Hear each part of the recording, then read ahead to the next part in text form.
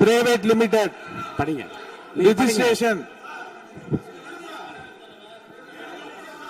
நீங்க படிங்க என்ற தனியார் கடல் உணவுகளை பதப்படுத்தும் தனியார் தொழிற்சாலையில் ஐஸ் பிளாக்ஸ் ஜெனரேட்டருக்கு செல்லும் பைப்லைன் வால்வில் எதிர்பாராத விதமாக ஏற்பட்ட விபத்தின் காரணமாக மாண்பு உறுப்பினர்கள் அமருங்கள். மாண்பு உறுப்பினர் அமருங்கள். மாண்பு உறுப்பினர் அமருங்கள். நானா நீங்கள் சொல்ல உட்காருங்க நான் சொல்றேன். உட்காருங்க சொல்றேன். நீங்கள் சொல்ல விரும்புகிற கருத்துக்களை இன்றைக்கு ஏறத்தாழ 11 பேர் பேச இருக்கின்றார்கள். நீங்கள் என்ன சொல்ல விரும்புகிற கருத்து இருங்க. அமைச்சர் இப்போது 110 விதியின் கீழ் விளக்கம் அளிப்பார். இந்த விளக்கத்தில் உங்களுக்குள்ள கருத்துக்களை உங்களுடைய கட்சியின் சார்பில் பேச இருக்கின்றார்கள். பேசுகிறவோ உங்க கருத்தை சொல்ற உரிமை நான் தருகிறேன். இந்த 0 ஹவர் கிடையாது. வினாக்கள் பாருங்க. பிசினஸ் அட்வைசரி கமிட்டியில உட்கார்ந்து பேசுகிற போது வினாக்கள் விடைகள் நேரமும் 0 ஹவர் கிடையாது என்று சொல்லிவிட்டோம். இப்போது இதை பற்றி இந்த கருத்துக்களை நீங்கள் பேசுகிற போது உங்கள் உறுப்பினர் சார்பில் எடுத்து வைக்க நான் அனுமதி அளிக்கிறேன். அப்போது நீங்கள் தாராளமாக பேசலாம். மாண்புமிகு அமைச்சர் பேசுங்க. மாண்புமிகு பேரவைத் தலைவர் அவர்களே, திருவள்ளூர் மாவட்டம் ஊத்துக்கோட்டை வட்டம் பெரியபாளையம் அருகே கன்னியர்பேர் கிராமத்தில் 21/6/2026 அன்று saint Peter and Paul seafood exports private limited company என்ற தனியார் கடல் உணவுகளை பதப்படுத்தும் தனியார் தொழிற்சாலையில் ஐஸ் பிளாக்ஸ் ஜெனரேட்டர் மிஷினுக்கு செல்லும் பைப்லைன் வால்வில் எதிர்பாராத விதமாக ஏற்பட்ட விபத்தின் காரணமாக அமோனிய வாயு கசிவு ஏற்பட்டுள்ளது. இந்த விபத்தின் காரணமாக இதுவரை அங்கு பணியில் இருந்த 74 நபர்கள், 70 பெண்கள், 4 ஆண்கள் பாதிக்கப்பட்டு அரசு தனியார் மருத்துவமனையில் அனுமதிக்கப்பட்டு சிகிச்சை பெற்று உறுப்பினர் அமருங்க. இருங்க. உறுப்பினர் அமருங்க.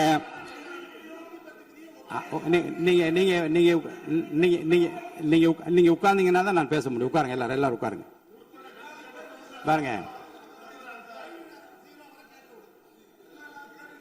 நீங்க உங்க கட்சி தலைவர் பேசுற, நீங்க எல்லாம் குறுக்க ஏன் பேசுறீங்க? பேசாதீங்க. குறுக்க பேசாதீங்க. யாரோ ஒருத்தர் பேசுங்க.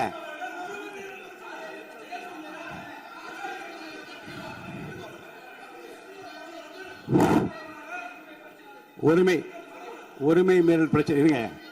உரிமை மீறல் பிரச்சனை பற்றியும் நீங்கள் எனக்கு காலையில எனக்கு கொடுத்திருக்கிறீர்கள். அது இருங்க. அதை உரிய நேரத்தில் தான் எடுக்க முடியும். இப்போது அதை எடுத்துக் கொள்வதற்கு இல்லை. இருங்க. நான் திரும்பவும் சொல்கிறேன். உங்கள் பிரச்சனையை பற்றி முற்றிலுமாக பேசுவதற்கு வாய்ப்பு இல்லை என்று நான் சொன்னால் நீங்கள் கவலைப்படலாம். உங்கள் கட்சியின் சார்பில் பேசுவதற்கு இன்றைக்கு அனுமதி அளிக்கிறேன். அப்ப பேசுகிற போது உரிமையும் பிரச்சனையும் பேசுங்கள், கோரிக்கை பற்றி பேசுங்கள், அமைச்சர் கூறியதுக்கும் பதில் பேசுங்கள்.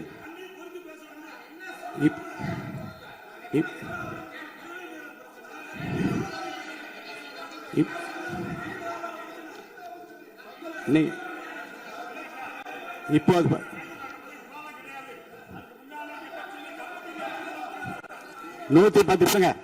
110 விதியின் கீழ் மாண்பு அமைச்சர் இருங்க. 110 விதியின் கீழ் வேறு பிரச்சனை குறித்து அவர் பேசுகிறாரு. நீங்க அதை கேட்டுவிட்டு உங்க பிரச்சனை பற்றி நான் பதில் சொல்றேன். அது வரைக்கும் அமைதியாக உட்காருங்க. பேசுங்க. மாண்புமிகு பேரவைத் தலைவர் அவர்களே, இருங்க. எதுக்கு இருங்க? இல்லைங்க இல்லைங்க பாருங்க. சபை விதிகளுக்கு உட்பட்டு தான் நடக்கிறேன். விஷயம் சொல்றேன். அப்புறம் முன்னாடி அப்படி நடந்தது. பாருங்க, உரிமை பிரச்சனை பாருங்க. உரிமை பிரச்சனை.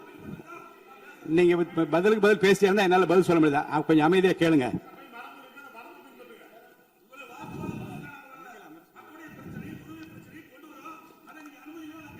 அந்த அனுமதி 110 விதியின் கீழ் இந்த சம்பவத்துக்கு இல்லைங்க சார். இருங்க. நான் என்ன சொல்றேன்? நான் சொன்ன பிறகு மாண்பு அமைச்சர் தான் நீங்க அந்த 110 விதி பேசுவார். நீங்க உட்காருங்க. உரிய நேரத்தை அதை பற்றி அனுப்புங்க.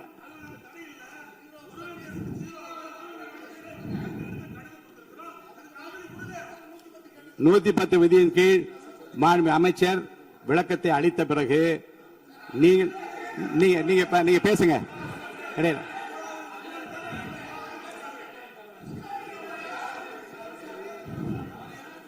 எல்லாம் ஒண்ணுதான்.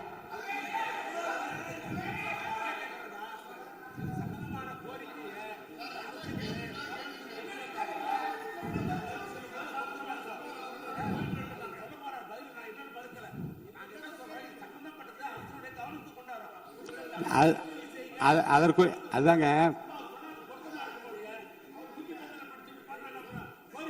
இல்ல 110 மாண்புமிகு உறுப்பினருக்காக சொல்றேன். 110 விதியின் கீழ் மாண்புமிகு அமைச்சர் பேசிய பிறகு விவாதம் இல்லை. இருங்க, பேசி முடிச்சார். இருங்க பேசி முடிச்சார். இருங்க, நான் இப்போ பாருங்க, உங்களுக்கென்று உங்களுடைய கட்சியினுடைய உறுப்பினர் பேசுகிற போது இதே பிரச்சனைக்கு கொஞ்சம் கலந்து பேசுங்க. நீங்க அப்பவும் சொல்லுங்க. நீங்க உரிமை மேல் ஒரு மேகதாது பிரச்சனை இருங்க சொல்லி முடிச்சிடுறேன். மேகதாது பிரச்சனை பற்றி உரிமை மீறல் கொடுத்திருக்கிற அந்த விவாதத்தை நீங்கள் உங்களுக்கென்று பேச இருக்கின்ற உறுப்பினர் பேசுகிற போது நீங்க அந்த பிரச்சனையை சொல்லலாம். அதற்குரிய பதில் நான் சொல்றேன். அது உரிமை பிரச்சனையாக ஏற்றுக்கொள்ள முடியாத மாண்புமிகு அமைச்சர், நீங்க பதில் சொல்லுங்க.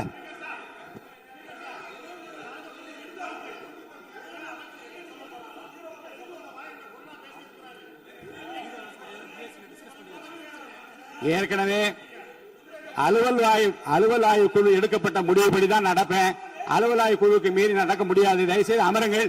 மாண்புமிகு அமைச்சர், நீங்க 110 விதிகள் உங்களுடைய படிங்க. நீங்க மாண்புமிகு பேரவைத் தலைவர் அவர்களே, இவ்விபத்தின் காரணமாக இதுவரை அங்கு பணியில் இருந்து 74 நபர்கள், 70 பெண்கள், 4 ஆண்கள் பாதிக்கப்பட்டு அரசு மற்றும் தனியார் மருத்துவமனைகளில் அனுமதிக்கப்பட்டு சிகிச்சை பெற்று வருகின்றனர். இதில் 15 நபர்கள் அரசு மருத்துவமனையிலும் 27 நபர்கள் தனியார் மருத்துவமனையிலும் தீவிர சிகிச்சை பிரிவில் அனுமதிக்கப்பட்டு தொடர் கண்காணிப்பில் உள்ளனர். 27 நபர்கள் சாதாரண சிகிச்சையில் உள்ளனர். இவ்விபத்தின் துரதிருஷ்டவசமாக 5 பெண்கள் உயிரிழந்து உள்ளனர் என்ற துயரமான செய்தியினை கேட்டு அறிந்து மாண்புமிகு முதலமைச்சர் அவர்கள் மிகவும் வேதனை அடைந்து அவர்களுடைய குடும்பத்தினருக்கு ஆழ்ந்த இரங்கலையும் ஆறுதலையும் தெரிவித்துக் கொள்வதோடு முதலமைச்சரின் பொது நிவாரண நிதியிலிருந்து தலா 2 லட்சம் ரூபாய் உடனடியாக வழங்க உத்தரவிட்டுள்ளார்கள். மேலும் அவர்களின் உடல்களை சொந்த மாநிலத்திற்கு அனுப்பி நல்லடக்கம் செய்வதற்கான செலவினை அரசே மேற்கொள்ளும் எனவும் தெரிவித்துள்ளார்கள். மேலும் இவ்விபத்தின் மருத்துவமனையில் அனுமதிக்கப்பட்டுள்ள நபர்கள் தீவிர சிகிச்சை அளிக்கவும் மாண்புமிகு முதலமைச்சர் அவர்கள் உத்தரவிட்டுள்ளனர். மேலும் இவ்விபத்தில் உயிரிழந்த மற்றும் பாதிப்படைந்த தொழிலாளர்களுக்கு தொழிலாளர் மாநில ஈட்டுறுதி காப்பீடு திட்டம் என்ற முறையில் ESI PF வருங்கால வைப்பு நிதியை வழங்கிடவும் மாண்புமிகு முதலமைச்சர் அவர்கள் உத்தரவிட்டுள்ளார்.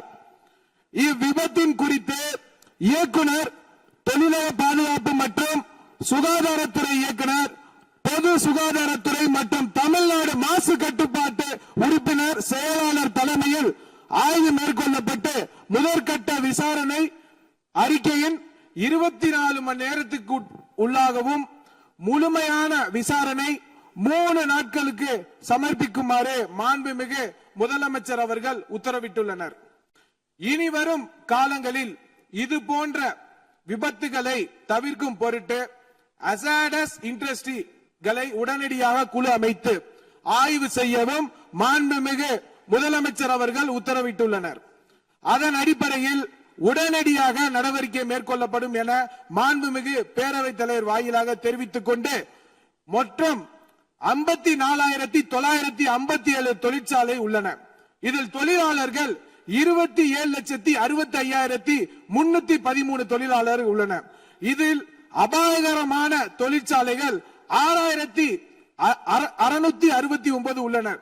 இனிவரும் காலங்களில் தமிழ்நாடு முழுவதிலும் உள்ள அனைத்து தொழிற்சாலைகளிலும் இதுபோல் நடக்காம இருக்க அனைத்து விதமான நடவடிக்கையும் மேற்கொள்ளப்பட்டு சட்ட ரீதியாக நடவடிக்கை மேற்கொள்ளப்படும் என்பதை பேரவைத் வாயிலாக தெரிவித்துக் கொண்டு விடைபெறுகிறேன். நன்றி. அளிக்கிறேன். கொஞ்சம் அமைதியா உட்கார்ந்தீங்கன்னா அனுமதி இருங்க.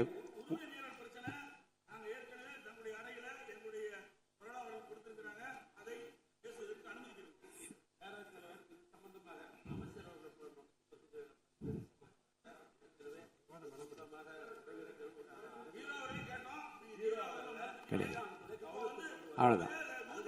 இல்ல இப்போது 110 விதி 110 விதியின் கீழ் மாண்பு அமைச்சர் அறிக்கை படித்த பிறகு விவாதம் கிடையாது. தயவுசெய்து அமருங்கள். நீங்க உறுப்பினர் பேசுற போது பேசுங்க. நீங்க உறுப்பினர் பேசுகிற பாருங்க, உங்களுக்கு விவாதம் இல்லைங்க. நீங்க பாருங்க, அவர் பேசிய பாருங்க, தயவுசெய்து நீங்களே அவர் பேசிய பிறகு அந்த கருத்தை ஒட்டி பேசுவதற்கு உங்களுக்கு வாய்ப்பு இருக்கு. 3 திராவிட முன்னேற்ற கழகத்தை சார்ந்து ஒரு பேச இருக்கீங்க. அப்படியே கருத்துக்கள்லாம் சொல்லுங்க. இப்படி பண்ணுங்க, அப்படி பண்ணுங்க, இதெல்லாம் செய்ய வேண்டும் என்று கேளுங்க. யார் வேண்டாம்னு சொல்ற இப்ப பேச முடியாது. 110 விதியின் கீழ் அறிக்கை படித்த பிறகு விவாதம் கிடையாது. உட்காருங்க. மாண்பு உறுப்பினருக்கான சிலவற்றை நான் வெளியில் கேட்கிறேன்.